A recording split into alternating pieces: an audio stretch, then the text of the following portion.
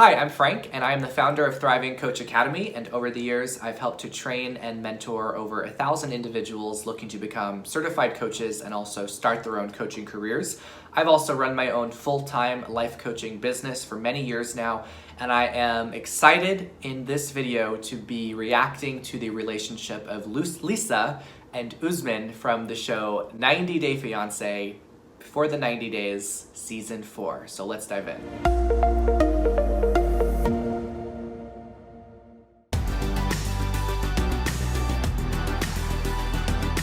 Oh my God, I think I have everything but the kitchen sink here.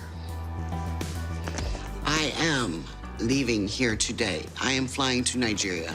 I'm actually going to be face to face with this man after 2 years of video chats. It's incredible. Where you at? I'm here. I'm in here, Nikki. Nikki is going to take me down to the airport with her daughter, Liz. Hey, Liz. How are you, baby girl? Wait, there's one more. We ain't done. And her mom, Trinda. Trinda and I have been friends for 20 plus years. And she knows exactly what I'm getting myself into. She's been to Africa with her father. They have a mission set up over there. Oh my God, what is this? Who packs like that? Me. You know what you got in there. Come on. What the hell is this? What the hell you doing with this? For the mosquitoes. That's drop dead Is that what you gonna do? That's Come really on. sexy. Look, I got his and hers. Oh, dear God. He is not going to wear that. Yes, he will. Oh, my God, no. You nervous about flying? Yes. I've never left the United States in my life. And I've heard all the stories from your mom and you when you guys travel, so I'm like, You know, there's people watching there. Oh, look at the Mazungu. Means white. Yeah, I know. That should be interesting in itself. I'm worried about Lisa. She does not know other cultures. She's never been out of the United States. She has no clue of what Africa is all about.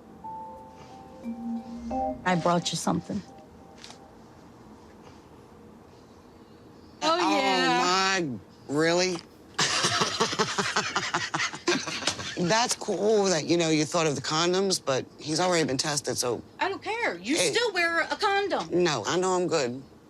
Use them. Make sure they're in there. Baby love, I brought you presents. As a nurse and a mother, I'm just afraid she'll get hurt. She does not know this guy except from over the internet. Yeah, so it's totally understandable why Lisa's friends and loved ones would be concerned about her and worry about her getting hurt.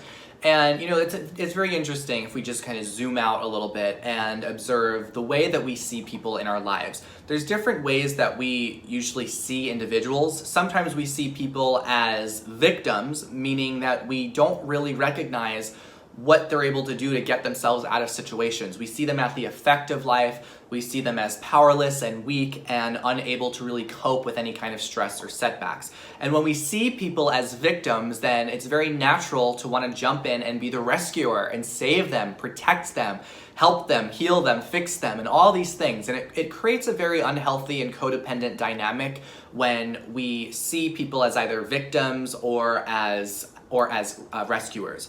However, the opportunity here for her friends is to see Lisa as a creator, to see her as a creator of her life, as someone who is gifted, who is strong, who is powerful, and who is resourceful, and really trust that she'll be able to figure it out.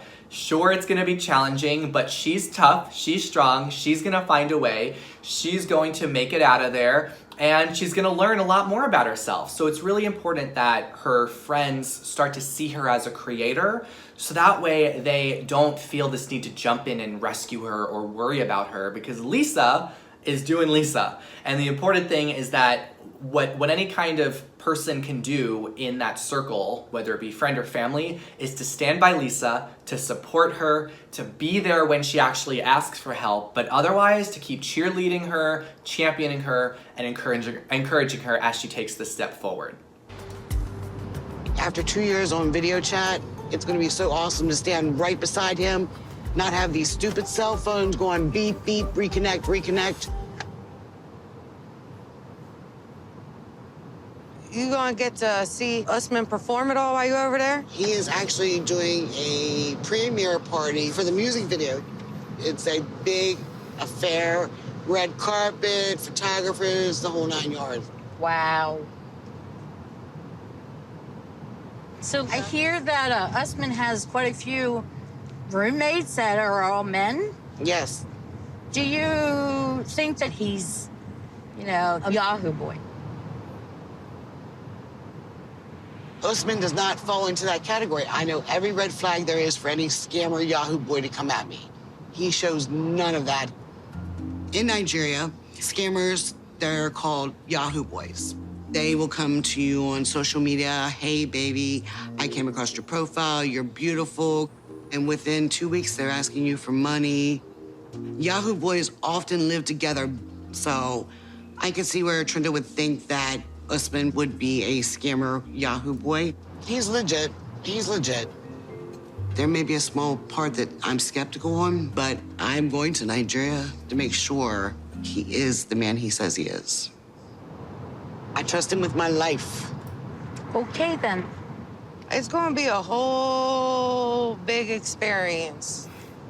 Okay, so I really noticed the way that Lisa said, I trust him with my life. And she said it in a defensive and a reactive way. And my gut tells me that she doesn't fully believe this thought yet. I sense that she wants to believe that she trusts Usman with her life. However, given other things that she's said and conversations she's had with her friends in Usman and the controlling and jealous nature she has with him, it is clear that she doesn't trust him. It's clear that right now she is in a place where she really is wanting to trust him. And this brings up an interesting concept that we teach our students at Thriving Coach Academy. We call it the thought ladder. So if you imagine a ladder with different rungs on it, like at the bottom of the ladder, this is where someone has their current thought, right? What they're currently believing. And then at the top of the ladder, the top rung is where someone has their goal thought. And that's the aspirational thought. That's the thing they want to believe. But right now, they can't fully believe it yet. There's something blocking them. It's kind of the reason why positive affirmations and just thinking happy thoughts doesn't really work, even though many people seem to believe that that just works. If someone were to, let me give you an example. If someone were to have this idea about their body being ugly, being disgusting, being terrible, if someone had a lot of insecurities around their body for decades of their life, the answer isn't to one day just decide, oh, my body's beautiful, my body's amazing, I love my body, right? If someone were to even try to think that thought, their brain's just gonna kick it to the curb and say, yeah, right, nice try, right? It's like putting lipstick on a pig. And this is because the thought is not familiar yet to our brain. And our brains like to go to things that are familiar and comfortable to them. So the way to kind of trick the brain and to start believing more positive and affirming thoughts is by focusing on a more neutral thought in between the aspirational thought and the current thought. So if you imagine a ladder, we have the current thought at the bottom, we have the aspirational thought at the top, and then we have a more neutral thought in between. And this is a thought that someone will be able to try on, something that is actually believable, and that will bring them closer to eventually believing the thought they want to have. So I know I just went into a lot of conceptual things there. How this applies to Lisa is she wants to believe that she can trust Usman with her whole life, but she currently believes that she can't. So instead of trying to force herself like she was doing in this conversation, she was trying to force herself to believe, I want to trust him with all my life. What she can do instead is to create a more neutral thought that at least is something that she can believe. And a neutral thought could be, I am open to the idea that I can trust Usman with my life. Do you hear how that sounds differently? Or it could be, I look forward to the possibility of trusting Usman with my entire life. That is a much more neutral thought. It's a bit gentler, it's lighter, it's not as much of a stretch as going from not trusting someone at all to trusting them with your whole entire life. And this is a very common thing that many people do. And for Lisa, it may be much more helpful for her to right now just be open to the idea of trusting Usman with her life versus forcing herself to try to think that she can just trust him right off the bat, right now, without even having met him yet. So the thought ladder is a great way to recognize for yourself and do a little bit of self-coaching. If you are wanting to believe something and you're not able to believe it yet, that doesn't mean you won't be able to believe it. It just means that when you're honest with yourself, you find a thought in between where you are and where you want to be that helps you at least start to move forward. I've expressed all of my concerns to her. She knows the negatives are there, but she chooses to believe that he's genuine and basically her fairy tale is gonna come true. All right, Nick. It just makes me worried for her. Yep, and it's totally understandable why her friends would be worried. They're coming from a loving place, and it's evident that they have judgments about her that's just resulting from their worry. There are times as friends when we need to recognize, like, who does my friend need me to be for them right now? How could I support them? Are they worried, or am I projecting my own fears onto them? And it seems like a lot of her friends and loved ones are projecting their own fears, their own doubts onto Lisa. So the way that they can handle this is just by taking responsibility for their own thoughts, not meddling that into Lisa's situation, and just standing there with her and saying, you got this. You're gonna do awesome. You are amazing. This is gonna be so wonderful. And we're gonna be here for you the second you come back. No matter the outcome, we're gonna be here to celebrate with you. Like, that is the type of energy that that would be most supportive for Lisa, and that I sense could really benefit her as she embarks on this exciting chapter in her life. Thank you. Love you. I love you, baby girl. Let's do this. When I met Usman, he said he will change my world. And he's done that. He's absolutely the man of my dreams. Okay, so there's so much there to just unpack for a little bit. So firstly, Lisa says, Usman is the man of my dreams. And this is very common. I mentioned this in the reaction videos I did on Ed and Rose. Right now, the idea of Usman is what Lisa has fallen in love with. And this is what happens with digital or virtual relationships. People fall in love with the idea of who that person is. They fall in love with the messages, the pictures, even the video chats, but they're not getting the full essence of who the other person is. So what they do is they fill in the gaps with their brain of all of the things that they hope that person is, all the things they would like them to be, and they fall in love with this illusion, and that's exactly what it is. It is just an illusion.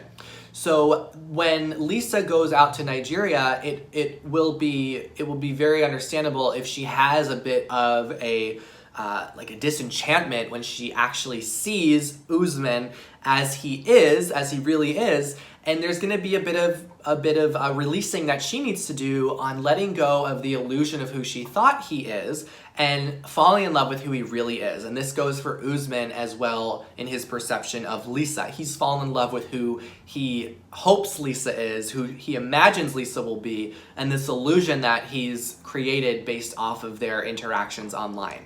If this is a scam, it's going to break my heart, and I will not recover from it. Oh my God.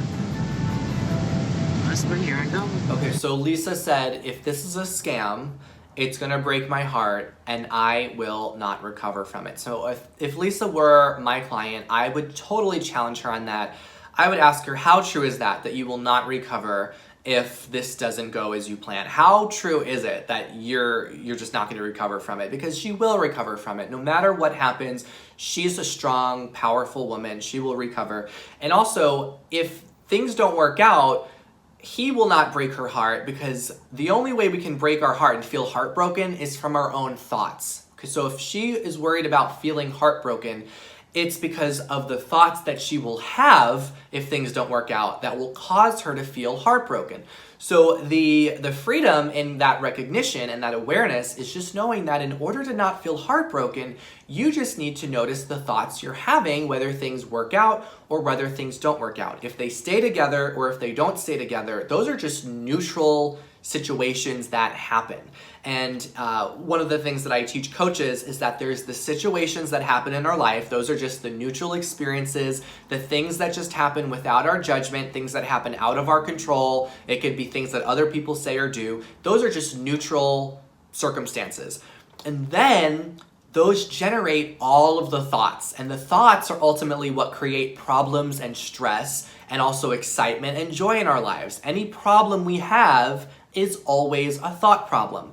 So if Lisa is worried about being heartbroken, it means that she needs to do the work on the thoughts that she would have that would cause her to feel heartbroken. For example, she might have a thought, I'm unlovable, or I'm not deserving of love, or, I can't trust anybody with my heart. And all of those thoughts are going to have her feel so sad and heartbroken and give her that experience that she doesn't want to have. So if I were to work with her, I would want to do a little bit of coaching on her before she went off to Nigeria to make sure that she's in a clear place emotionally, mentally, energetically, just knowing that no matter what happens, she has the power to feel full and whole and complete in her heart. No one else could change that besides her own thoughts. So that's what I got for this video, reacting to 90 Day Fiancé. What are your thoughts about Lisa and Usman's relationship? Leave a comment below, sharing what you think, and also let me know what you'd like me to react to next. Now, if you are curious to learn a little bit more about life coaching and to see if it is a career path for you, I wrote a book called Coaching 101, and it is the best resource to have if you're just getting started as a coach and seeing what possibilities you can have if you had a career in coaching. You can grab a copy for free by clicking the link in the description box below. Thanks again for tuning into this video. Remember to subscribe to the channel for more updates, and I will see you in the next one.